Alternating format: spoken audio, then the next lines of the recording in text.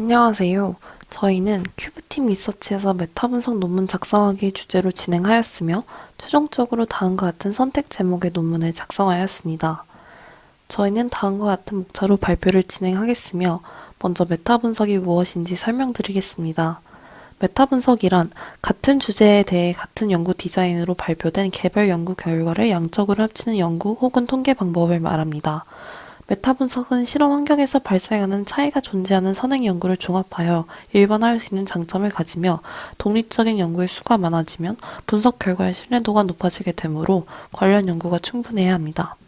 다음은 메타 분석의 과정으로 지금부터의 발표 내용을 이 순서를 바탕으로 설명드리도록 하겠습니다. 저희 연구 주제는 최근 유행하고 있는 코비드19의 치료법인 혈장치료법이 효과가 있는지 검증하는 것이었습니다. 이 주제로 메타 분석을 함으로써 현재 논란이 있는 혈장치료법이 임상에서 유효한 효과가 있는지 확인할 수 있습니다. 메타 분석을 하기에 앞서 분석할 논문들을 체계적으로 모으는 과정이 필요합니다.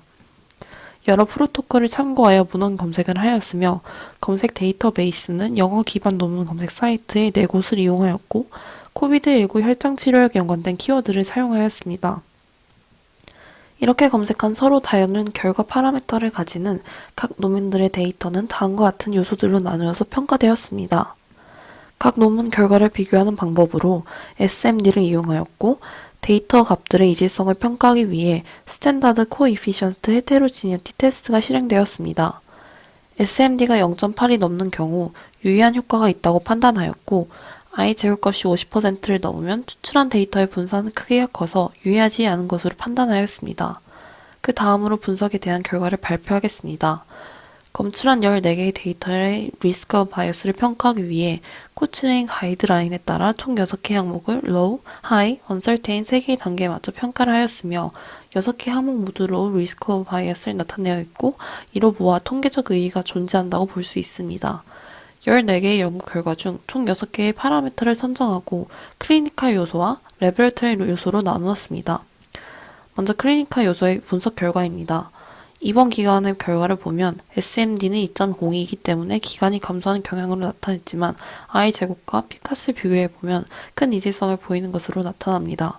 이는 혈장 수혈과 이번 기간의 상관관계는 없음을 알 수 있습니다. 전 원인 사망의 분석 결과의 SMD는 5.16이고 I제곱값은 50%보단 작고 P값 또한 0.1보다 크기 때문에 이질성은 없으며 통계적 유의성이 높은 것을 알 수 있습니다. 다음은 레버러터리 요소에 대한 분석 결과입니다. A는 IgM, B는 IgG이며 치료의 전과 후에 있어서 각각 SMD 값이 마이너스 0.61과 마이너스 4.04이고 I제곱도 50%보다 작으며 P값은 0.1보다 크기 때문에 이질성이 발견되지 않았고 혈장 치료가 유의하다고 볼 수 있습니다. 다음은 림프구, 백혈구, IL6, C 리액티브 단백질의 수치 변화 총 4개의 파라미터에 대한 분석 결과입니다. 각 분석 결과의 SMD 값과 I제곱이 모두 50%보다 작고 P값 또한 0.1보다 크기 때문에 모든 파라미터가 통계적 유의성을 나타내고 혈장 치료에 유의한 치료법인 것을 알 수 있습니다. 다음으로 연구의 한계점입니다. 보시는 도표는 출판 편향을 검사하기 위해 퓨널 플롯을 사용한 결과로 본 분석 결과는 편향되지 않았음을 알 수 있습니다. 하지만 모든 퓨널 그림은 긍정적인 결과만 나타내는 경향이 있으며 이는 부정적인 결과가 아직 표시되지 않았음을 보여줍니다. 따라서 출판 편향을 줄이기 위해 관련 논문들을 추가 연구에 포함시켜야 합니다. 마지막으로 전체적인 고찰을 말씀드리겠습니다. 메타 분석을 진행하며 나왔던 한계점으로 각각의 분석적 측면에서 개별 연구의 수가 기대하는 것만큼 많지 않았으며 포함된 대부분의 연구는 치료 조건의 차이가 존재한 채로 수행되었고 특히 환자의 특성이 달랐습니다. 또한 코비드19 치료에서 CP 수혈 효과를 조사한 연구가 아직 많이 발표되지 않았기 때문에 전반적인 효과에 대해 정확한 결론을 내리는 데 어려움이 존재합니다.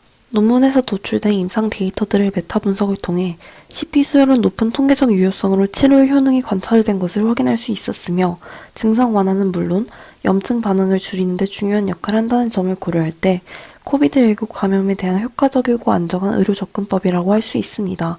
하지만 치료 조건, 환자 특성의 이질성과 같은 미발표 연구 분야에 대한 결과가 부족하기 때문에 정확한 결론을 도출할 수 없으며 보다 신뢰할 수 있는 결과를 얻기 위해 후속적인 임상시험을 수행해야 합니다. 이상으로 발표를 마치겠습니다. 감사합니다.